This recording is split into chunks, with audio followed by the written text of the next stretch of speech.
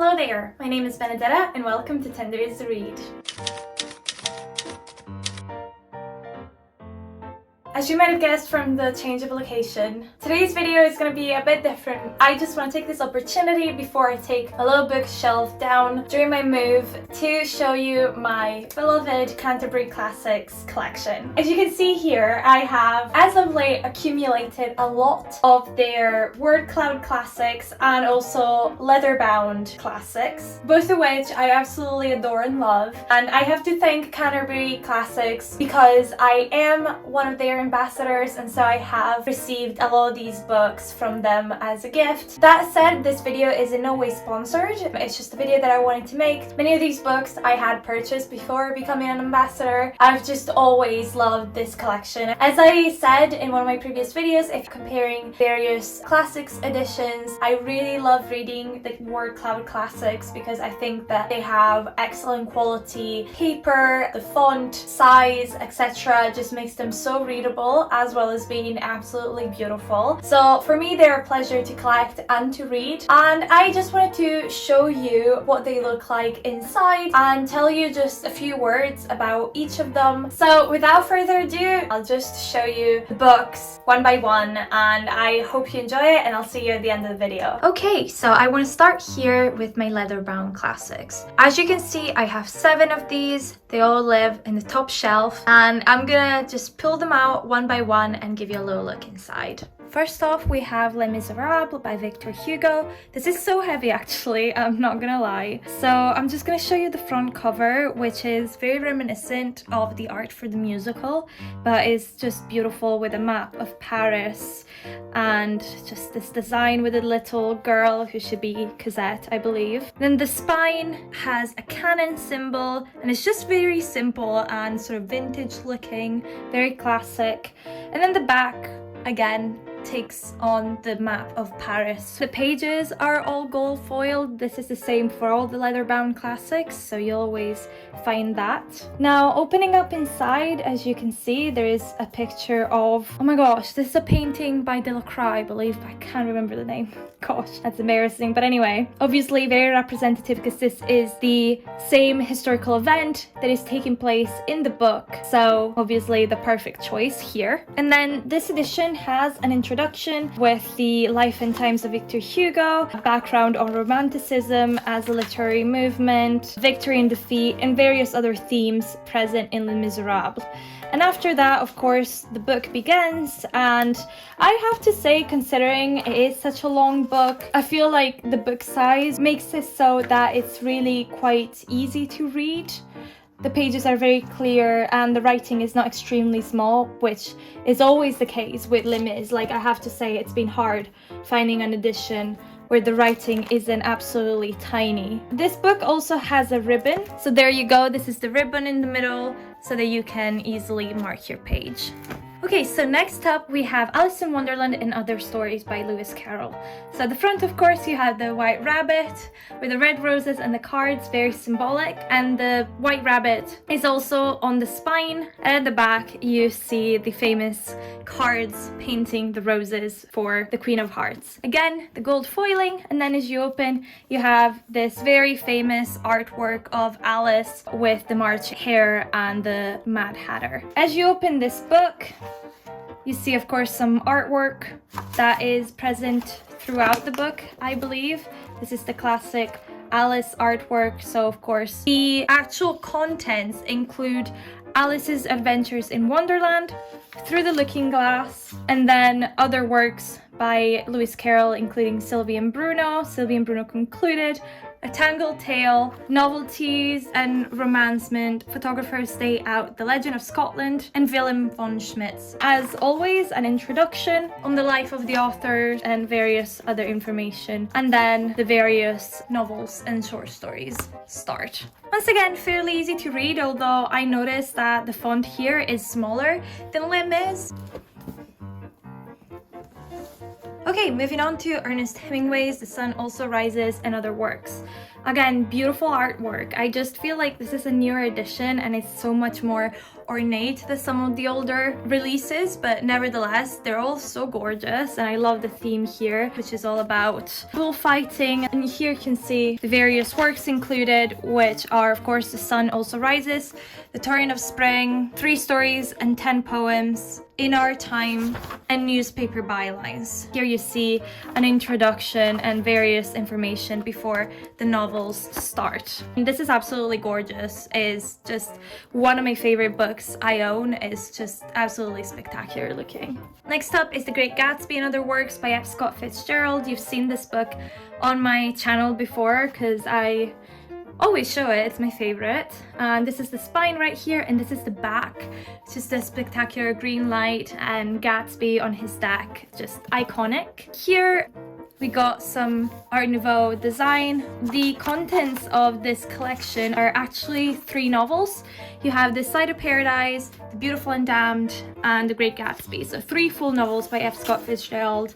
So I actually think this is great value for money. So I think it costs about £20. The introduction, as always, I love how they put, you know, a picture of the author, and yeah, it's just amazing. I've actually read This Side of Paradise from here, and it was really easy to read and nice, and so that's it.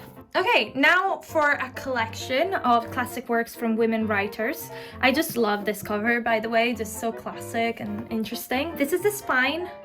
And at the back we have the names of all the authors featured, so feel free to pause this. I will just mention a few things here. So this actually contains a full novel by Mary Shelley, which is Frankenstein, and then a full novel by Virginia Woolf, which is The Voyage Out, and one by Agatha Christie, which I can think of what it is, but let's just see in here. These are the end pages, very pretty, and then you also get an introduction here, generally on this edition. And Agatha Christie is The Mysterious Affair at Styles. This is such a great collection to have if you're somebody who loves classic women writers and wants to discover more. There's snippets from many super famous names, from Bronte sisters to Jane Austen, Willa Cather, so check it out. Next up, my very first leather brown classic. This was my birthday present when I turned 23, I think. Anyway, so this is Bullfinch's Mythology by Thomas Bullfinch. It is a collection of mythology. I really like the Pegasus on the spine, so pretty, and then the Greek warriors here. But the point is that it's divided into 3 types of mythology: the Age of Fable, the Age of Chivalry, and the Legends of Charlemagne. So Fable refers to the ancient world and ancient mythology. The Age of Chivalry is mainly Arthurian legends and some Celtic cycles, Irish cycles as well. And then the Legends of Charlemagne include the Chanson of Orland and legends about the paladins of Charlemagne. So as you can see here inside, the end papers are still about Greek mythology. That's the main sort of aesthetic theme. But I have to say that I almost prefer the other types of mythology because it's rare to find collections that have all of that. As you can see from the index, you really have such a great variety and wide scope of tales in this, as you can see here. So I don't know, I just really appreciated this book. Of course, Bullfinch is an author from the Victorian age, so a bit dated of course in certain ways, but still really enjoyable to read personally. And last but not least, I've got the selected works by the Bronte sisters. This is just so beautiful. It's so ornate once again. So is the spine, just so beautiful. And this volume contains Jane Eyre by Charlotte Bronte, Wuthering Heights by Emily Bronte, and The Tenant of Wildfell Hall by Anne Bronte. Not much to say about that. It's got a beautiful picture of the moors of Yorkshire on the end papers. And then it's simply these 3 novels with a nice introduction about the sisters, and the ribbon here is yellow in contrast. A beautiful collector's edition if you're a big fan of the Bronte sisters. Now, I'll try to be a bit faster with my word cloud classics because these are more straightforward. None of them have an introduction, but I just want to show you the cover, the spine, the back, and the end papers and little symbols that have been selected because that just tickles me. I just love the attention to detail and yeah, just adore them. So starting here quickly with The Count of Monte Cristo by Alexandre Dumas. As you can see here, we got some quotes, some characters, and then the spine has an hourglass. It's just beautiful. It's very smooth like material here, and the brown makes it so classy. This is the quote selected on the back. And then the end papers are this beautiful sort of French looking design. And again, the hourglass motif comes back on the side of the page. Then we have The Merry Adventures of Robin Hood by Howard Pyle. Again, here you can see all the little quotes selected. The symbol here is a bow and arrow, and the foiling is gold and beautiful. Again, this material is very smooth. And this is the quote selected on the back. Very aptly, the end paper is Robin Hood himself right here. And this book also has the original artwork from this edition, which I think makes it so luxurious. So yeah. So this is one of the newest releases, Agatha Christie's The Secret of Chimneys. And as you can see, it's a bit more ornate. You got here the little, I don't know, house or hotel with the lit window. Very cute. And on the side, the symbol selected is the rose. And here is the quote with this beautiful Art Deco motif over here. The end papers are once again flowers. Are these sort of peonies or roses or whatever they are? But anyway, just beautiful. Next up is Peter Pan, another green, but this time with silver foiling. On the side here, it's one of the most beautiful symbols. It's little Tinkerbell on a mushroom, just absolutely adorable. This is the quote on the back. Very representative, of course, with Peter in Neverland. And inside is this beautiful little picture of Peter Pan himself with the fairy dust. And as you can see here, the little motif of Tinkerbell is on the side of the pages, which is just super cute. Oh, and also I should add, this also has some illustrations from the original edition. And it also contains both Peter Pan and Wendy and Peter Pan in Kensington Gardens. So 2 books in one. Next up I have A Christmas Carol and Other Holiday Treasures by Charles Dickens. It's very pretty. It's got a little old-timey lamp as a symbol, and this is the quote on the back. And over here, if you open it, it's a beautiful image of Scrooge with one of the ghosts. And inside, I'm not too sure what the other holiday treasures are. Let's have a little look together. Okay, so it's the chimes, the cricket on the hearth, the battle of life, the haunted man, and the ghost's bargain. So these are all very interesting, and I will have to read them over Christmas for sure. Another newer release, this is very shiny. It's Around the World in 80 Days by Jules Verne. As you can see here, the top hat is the symbol on the cover. This is the very short quote selected here. And inside, one of the most gorgeous end papers. Look at that. Isn't that incredible? I actually really enjoyed reading this in this edition. So next up, again, one of the latest releases is To the Lighthouse by Virginia Woolf. Here it's got some seagulls on the front, very cute, and the symbol is, of course, a lighthouse, very self-explanatory. And this is the quote on the back, and this has a symbol here as well. The inside is just a beautiful photo of the sea, or sorry, a beautiful drawing of the sea. So super pretty. I love this color, just so pretty. Next up, we have Alice's Adventures in Wonderland and Through the Looking Glass. So again, 2 books in one. The teacup, of course, is the symbol selected to represent this book. And this is the quote. Again, I really love this color chosen and the contrast with the pink foiling. It's so fun. The inside, of course, is some very famous Alice art. This book also has the original art from the first edition of Alice in Wonderland, so super pretty. Next, I've got another thick book. It's Anna Karenina by Leo Tolstoy. This is the only Tolstoy they published, but I'm really lobbying hard for them to put out War and Peace, because I would love to have it in this. The symbol here, I don't know what it represents, if I'm being honest. I'm not sure what it is, but this is fair enough. I'll take it. It's super pretty. And this is the quote selected, quite a long one.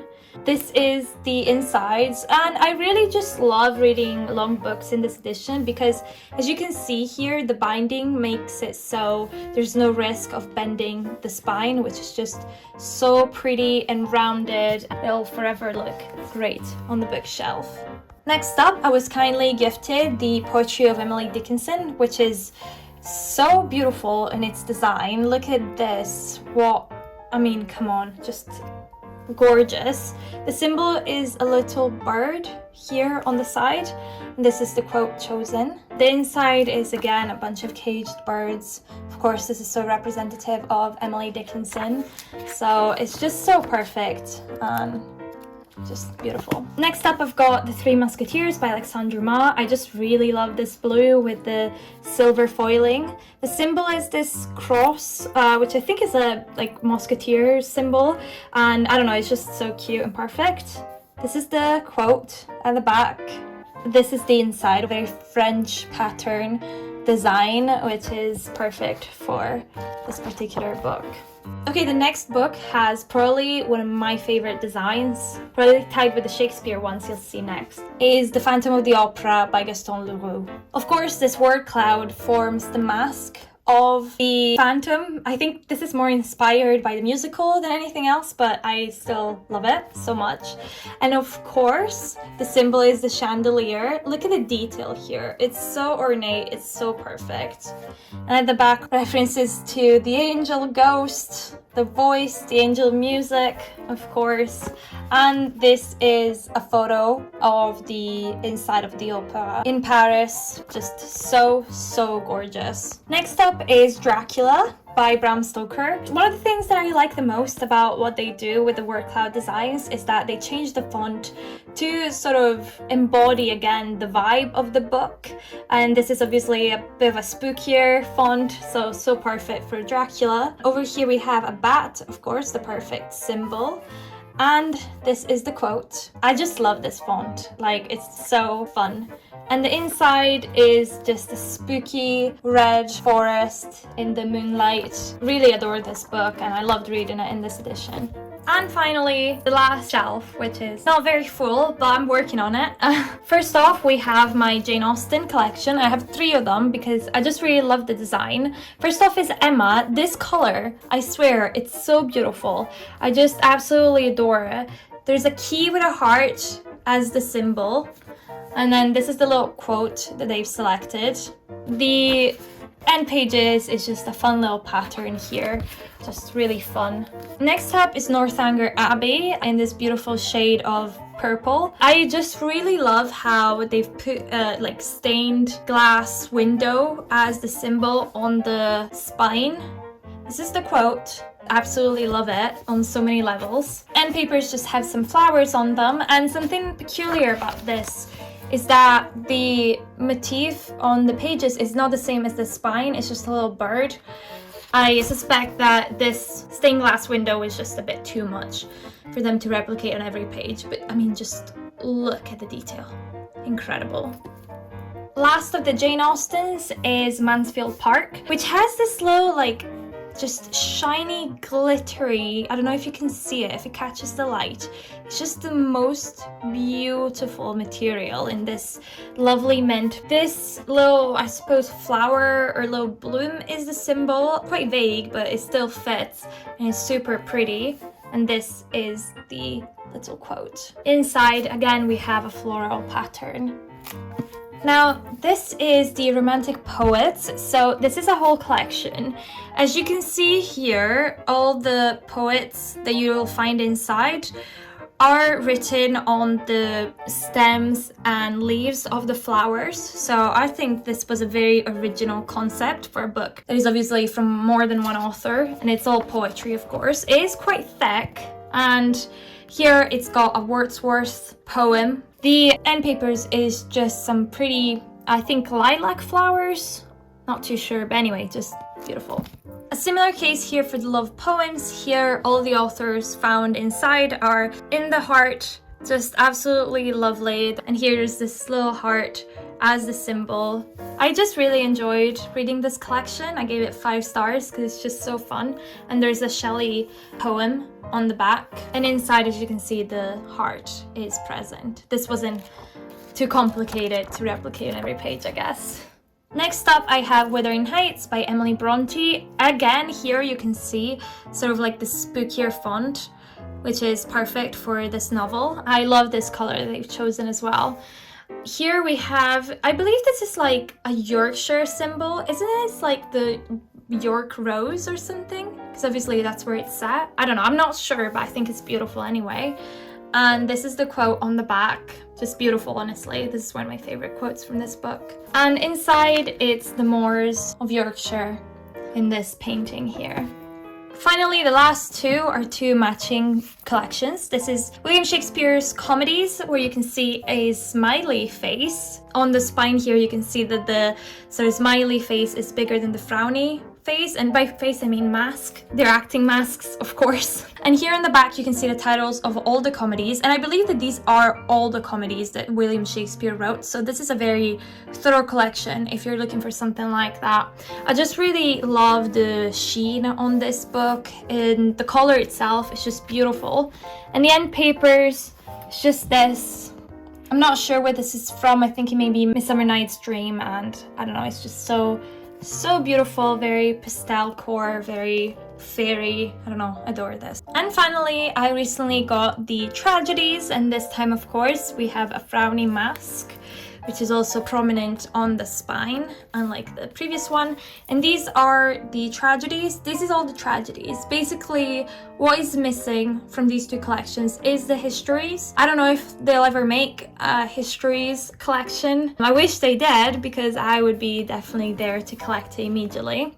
I love this red, once again, the same sheen to be like a perfect match to the other. And inside, it's Ophelia. I just love this. It's just so gorgeous. And something I wanted to show you is for the comedies and tragedies, they are written quite small and sort of like on a double column on each page. So there's something to, you know, bear in mind. There's no introduction, nothing like that. Nevertheless, I read them from here, even without notes, even without anything. I like reading them like that. In fact, I find notes and introductions distracting personally, so I don't care for it. But I just wanted to give you a little look inside so that you know what to expect. Okay, that was all. Thank you so much for watching. I hope that you enjoyed my collection. I literally could not choose a favorite out of this collection. I'm obsessed with every single one of them. If you like this video, please make sure to leave it a like and subscribe to the channel if you haven't already. And also, let me know in the comments which one was your favorite. If you are interested in purchasing any Canterbury Classics, I should say I do have them listed on my Amazon affiliate link, which you'll find in the description box. That is all for this week, and I'll see you again very soon. Bye!